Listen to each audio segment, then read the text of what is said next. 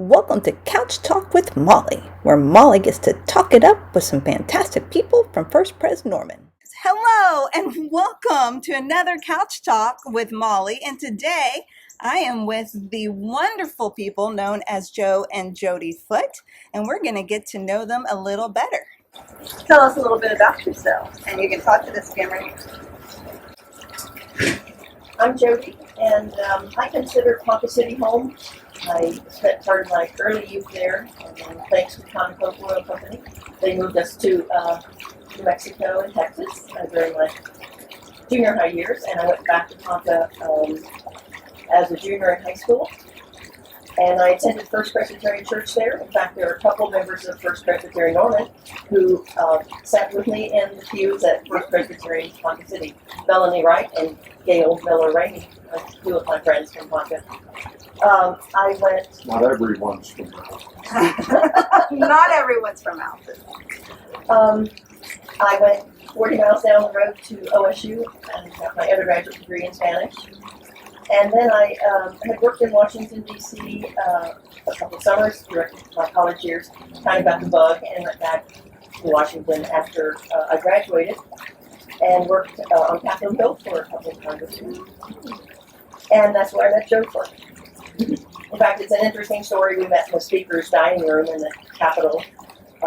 Governor David Hall from Oklahoma had come up for meetings, and whenever that happened, the congressional delegation and their staffs got together for a reception.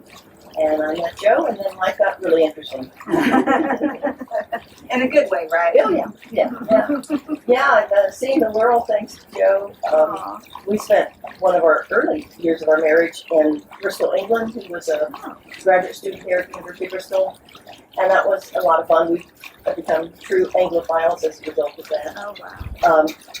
And then once we had children, we spent 14 years in Carbondale, Illinois. Joe was dean of the journalism school there, and I was a librarian. I spent about 35 years in my career as a librarian, usually at university libraries. Twice during our marriage, we have lived in Dhaka, Bangladesh.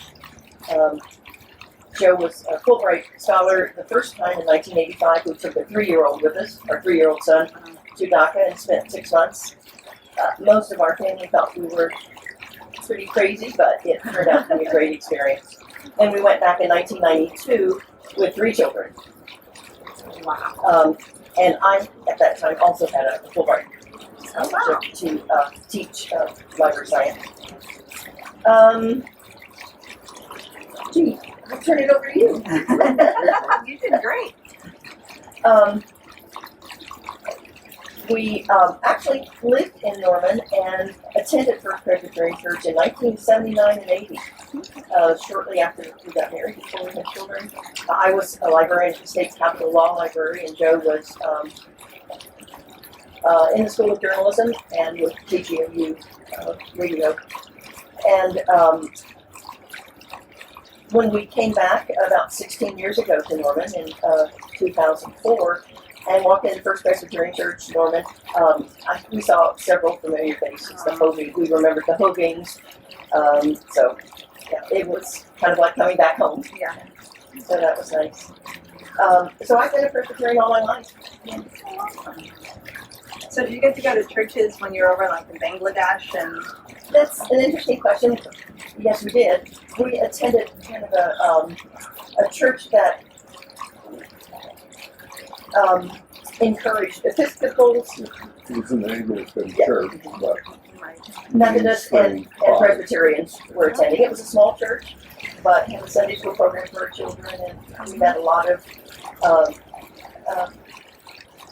interesting people there, non-Americans, in fact. Yeah. And in England, that first year we attended a Methodist church. Presbyterian churches were few and far between then. Right. So we attended a Methodist church mainly because we could walk to it. But other than that, we've been pretty loyal Presbyterians. when we arrived in England, the first Sunday, our host family, who was Catholic, asked us if we were nonconformists. And it turns out we are, but we didn't know it. Now you know. All right, Joe, tell us a little bit about you. Well, I'm from Durant, southeastern Oklahoma, and Kind of the opposite way of Tonka. that's right, the poorer part of the equation. Although recently Durant has doubled in population and has become a very prosperous place Yeah. with that Dallas corridor, and Ponca City is in a relatively hard time, so somewhat switched places. Right. I'm a lifelong Presbyterian. I think going back several generations on both my mother and father's side. Wow. So there was no question for me. When I was a child and I got out of hand, my family would ship me up to Norman for a visit, a timely visit to my aunt, so they could gain their sanity again. And she was a member of First Presbyterian Church, so I first attended church here as a 9-year-old, Okay. and then in college attended, and Dr. Fever was the minister, so got a strong taste of him. And during the Vietnam War, it was a pretty exciting period for this church. And Jody mentioned when we came back in 79, 80, that Glenn Doak was just starting, so Okay. we knew him. And then coming back in 2004, we got Bob Rice Yes. and of course Michael. Right. So we've covered quite a spectrum of Yes, you Presbyterian life and fits and spurts. Mm-hmm. And so after Durant, I came to OU and studied broadcasting. And then I was also working for KTAK in the Oklahoma News Network in Oklahoma City during my whole undergraduate time here. I started in radio in 15 in Durant, so I already had 7 years experience. And then went to Voice of America in Washington and worked there until Speaker Carl Albert called and asked if I would be his press secretary. Oh. So of course I jumped at that. He was my congressman. Okay. And it was a pretty sleepy time the first 6 months or so, but the whole Watergate thing exploded Oh, yeah. during that time. So my job just got unbelievably more complex and overwhelming. Oh. And I was quite a bit in over my head, but managed just to stay above water until all that was over.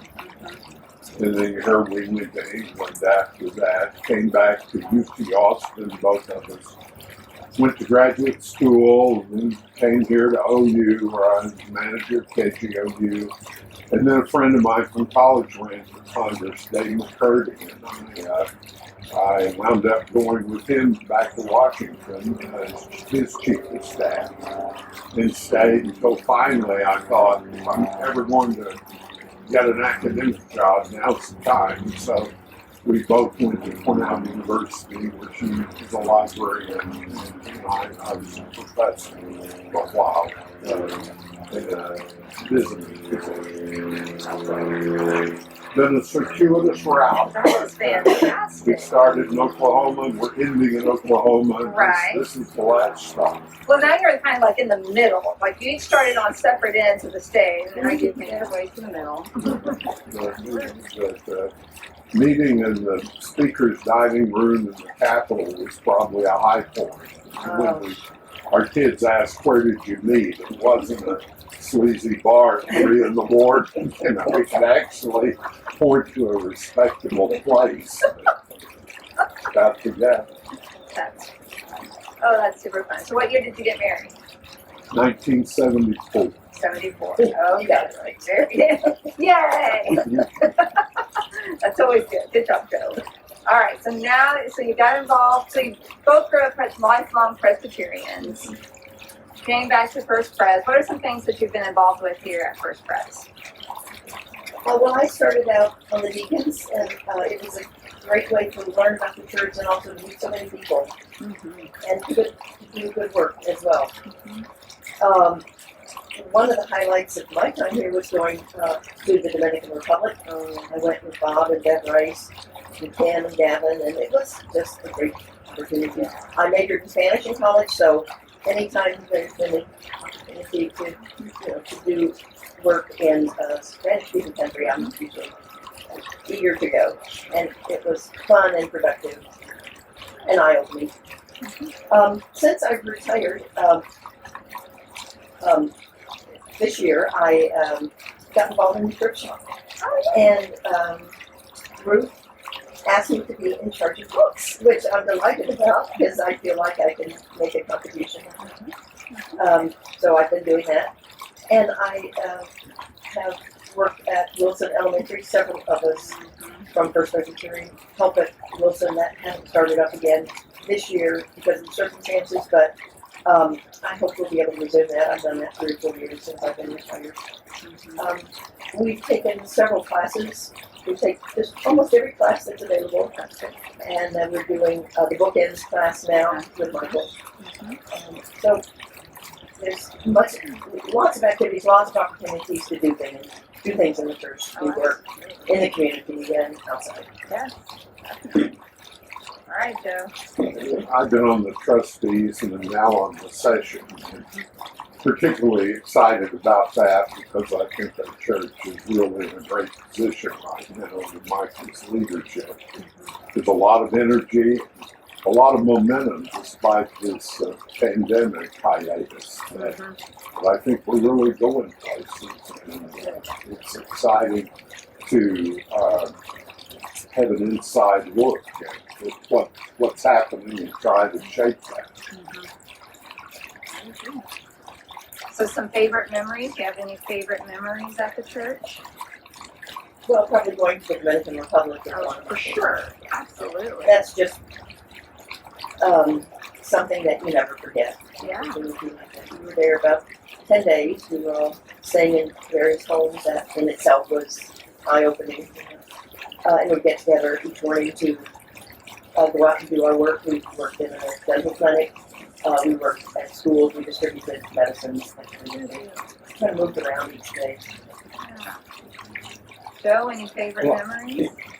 Well, I'm really enjoying this couch talk that you're doing. I I think appreciate that's that. an incredibly good initiative you've started. If I had one frustration in the church, like I think your dad had said, didn't really know as many people as he would like. Right. And I feel the same way. There's so many fabulous stories. We've got a very interesting, vibrant congregation, and I just want to learn more about them and get more involved. Absolutely. Like I had no idea your wife could speak Spanish. I knew you the librarian are. Yes. So, I mean, I won't try to hold a conversation, but that's really fun. That's really cool. And then the DC stuff. I just learned all sorts of new things today. It is. It's really fun. So, some hopes and dreams. We know I know you feel like we're in a good place, but where would we like to see ourselves moving ahead? Well, building on what we have, a good youth program, and I want to make a positive statement about the youth and the music they provide. I think that's been fabulous, and I hope it will continue. I hope it's good for them. It's certainly good for our congregation as well. A strong music program, great preaching by Michael and you. I think programming is very important, and the more programming we offer, the more it's like a large menu. People can choose from more items and get involved. Getting involved, other than just coming on Sunday, I think is really important. First, the mission work we do is so really applaudable. We do so many things in the community and outside. So I hope they'll just build on all of that, continue growing. I think the best is yet to come. Jody and I are both excited to be part of it. Well, thank you for taking the time to do this with me. Thank you You for picked the listening. most beautiful day we could do We did it. that. This This has been Couch Talk with Molly. My thanks to Joe and Jody, whose light is shining all around them, through them, and even on them. Thanks again for the chat.